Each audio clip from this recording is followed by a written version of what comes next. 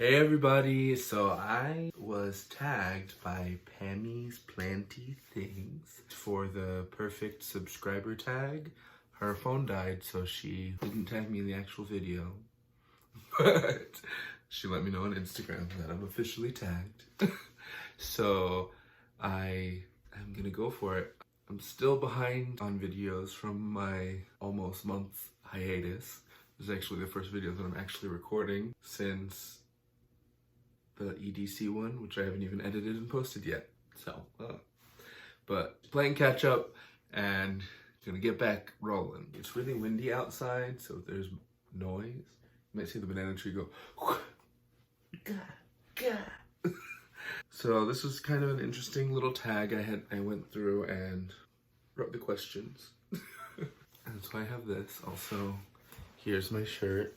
Crazy plant daddy. And at the end, I want to show off a new baby that I got. And also shame my old baby, but inspire him or her.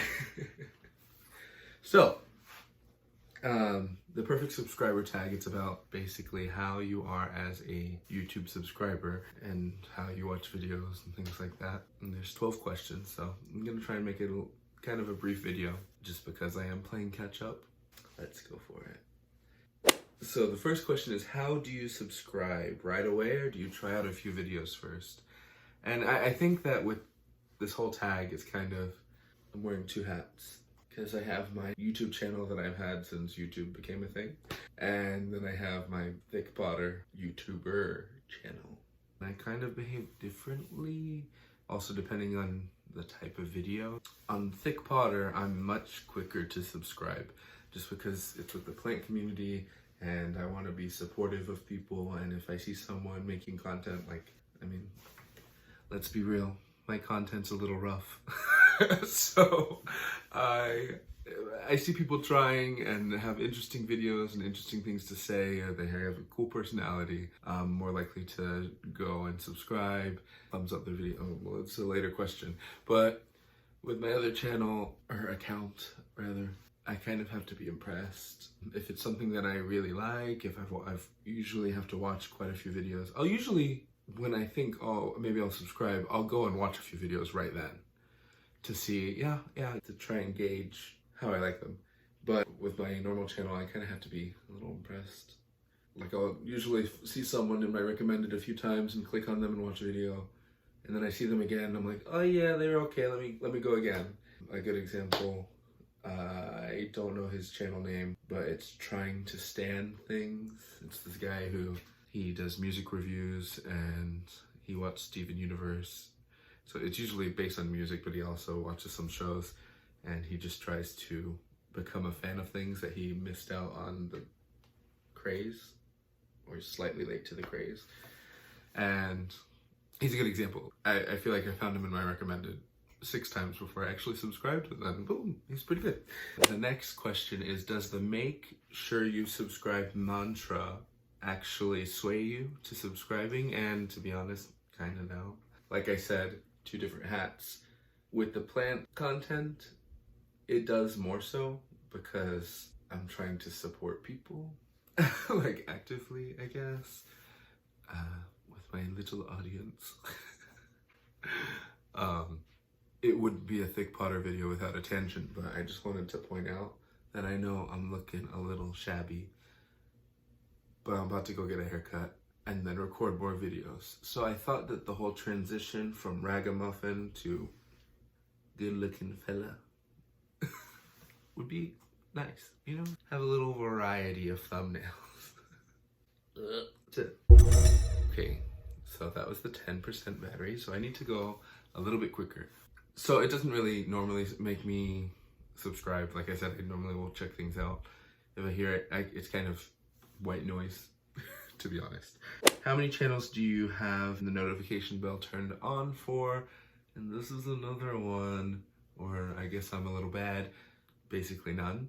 But that's a personal thing. I don't have the notifications for almost any app on my phone turned on. I have certain text conversations muted and just have the little circle, so look at it when I look at my phone, but I don't want to go like ding, ding, ding, ding, ding, ding, ding, ding. Also, I'm doing the front-facing camera, and I hope the quality is okay. We'll see. My whole crazy mode from last time. I know the battery's low, and now I'm wasting time, and then I just start going crazy. So, do you watch every video on your subscription feed or only your favorites? So, I watch YouTube in kind of, I don't think it's that unique, but what I normally do is I'll have playlists based on categories, and I will add, I have like a standard queue, which is normally the first thing that I'm watching, and I'll put my favorite. My alarm went off because I thought I was sleeping in today. Nope. So, I have a queue, I just labeled it queue, and which I use basically as my watch later playlist. And that's just a variety of like, boom, these are the things I really want to watch, I'm really interested in watching. And then I have my watch later playlists, which are less interested, and then I'll have categories based on what it is. So I have like an animals and nature playlist where I'll put on things like Animal Wonders Montana videos, or bird tricks, or random science stuff, or plant videos until I made the plant channel. And then I have a reaction video list, and then I have a language learning video list, and depending on which one I'm in the mood for, I'll just bing it up. But generally, I only actively watch my favorites. The other ones, I kind of background watch while I'm doing something else, and then when, like, if I notice something that's really interesting, or I'm listening, I'm not ignoring it, but I'm not just sitting there watching the video. So it's kind of a mixed bag. How many channels do you never miss an upload for, no matter what, no matter how busy you are?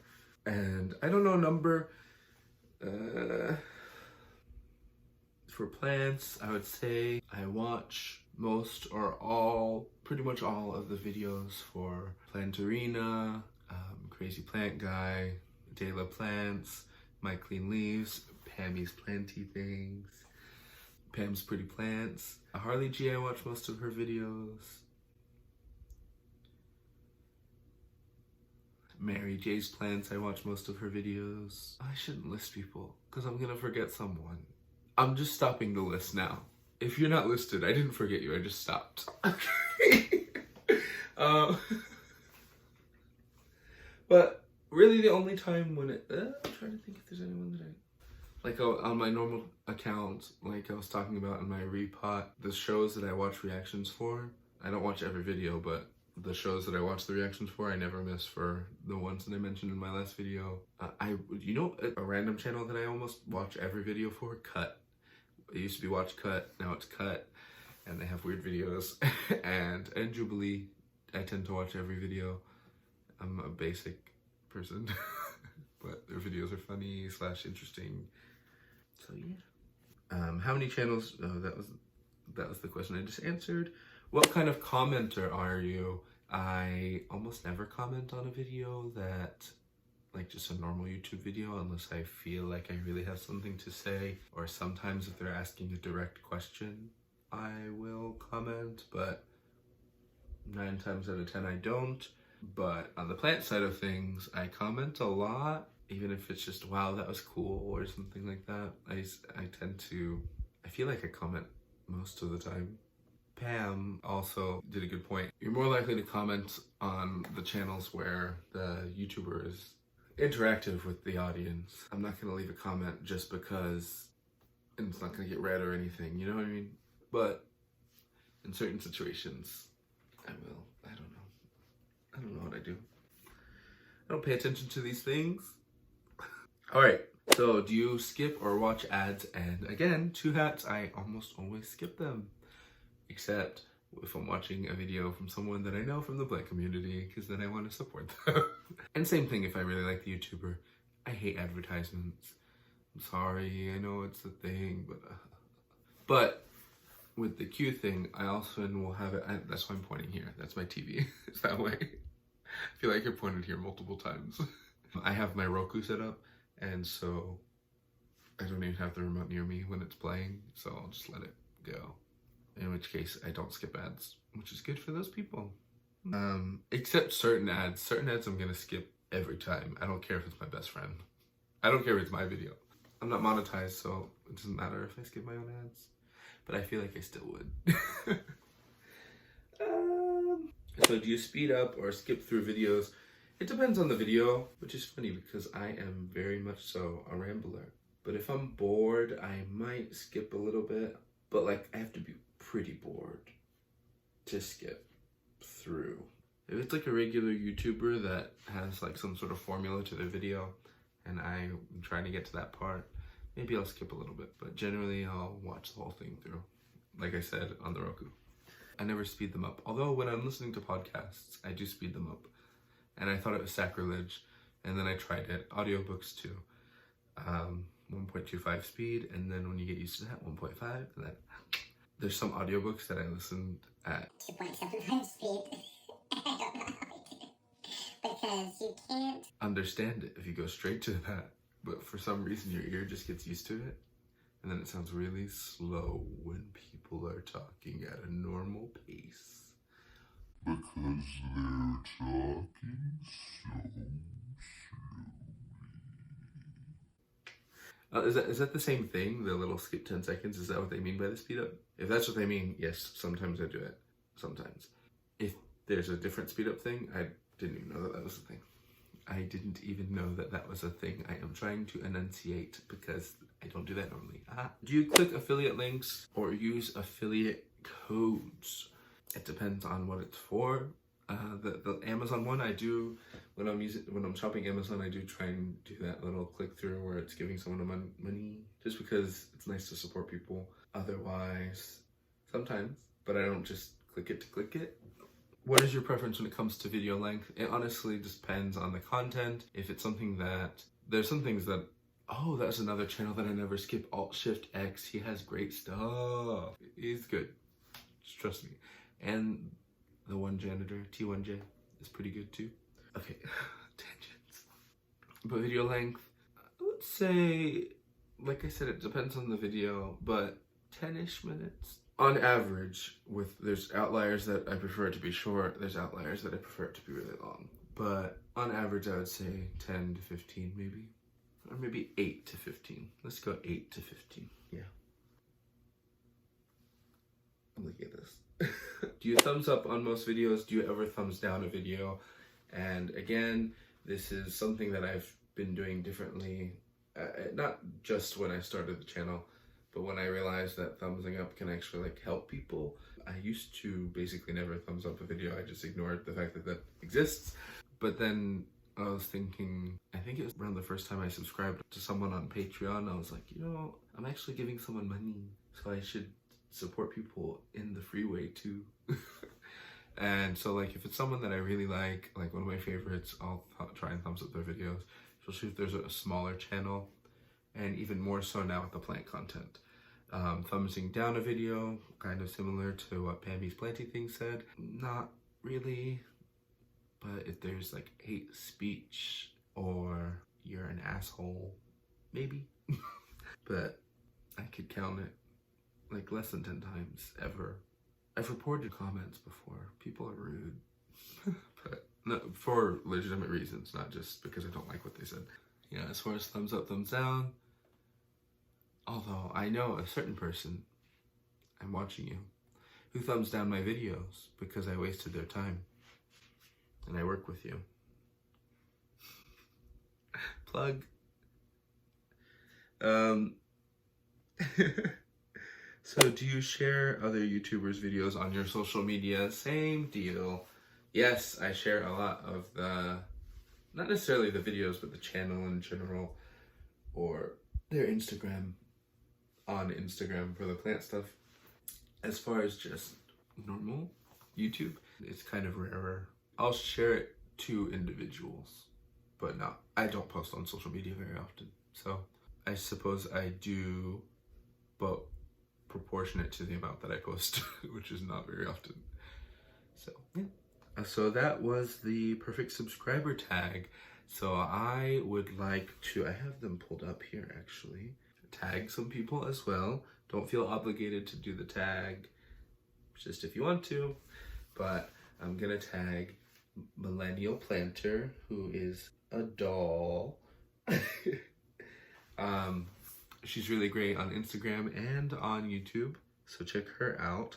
And I was thinking I'm one of Pammy Planty Thing's seedlings. A very illustrious title. Yes. Apparently in the crown, I'm not doing a UK accent. I'm not gonna do it, except for this word. Apparently in the crown, Claire Foy said that her